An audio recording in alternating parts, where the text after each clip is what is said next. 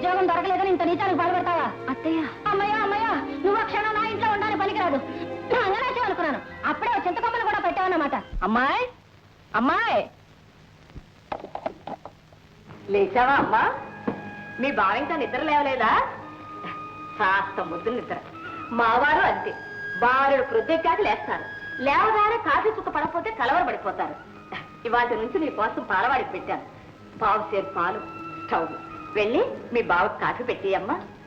అదేమిటమ్మా, కళ్ళంతా ఎర్రగా ఉన్నాయే, రాత్రంతా నిద్రపోలేదా? లేదండి. అవునులే, కొత్త చోటు కదూ, ముందులో అలాగే ఉంటుంది, నిద్ర పట్టదు. వెళ్ళి మీ బావకు కాఫీ పెట్టియమ్మా.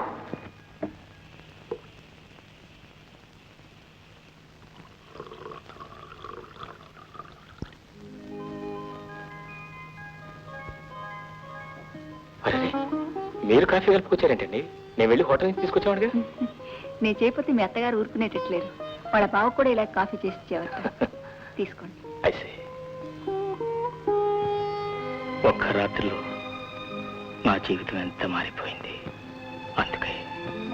అందుకే ఇంటికి వెళ్ళాలి అందమన్నారు. పొద్దుటే కట్టుకున్న భార్యలా కాఫీ అందిస్తున్నానేమిటి? చచ్చా, ఆయన మనసులో ఏమనుకుంటున్నారు? ఉద్యోగం ఎప్పుడో ఒకప్పుడు తప్పకుండా వస్తుంది అనుకున్నాను, కానీ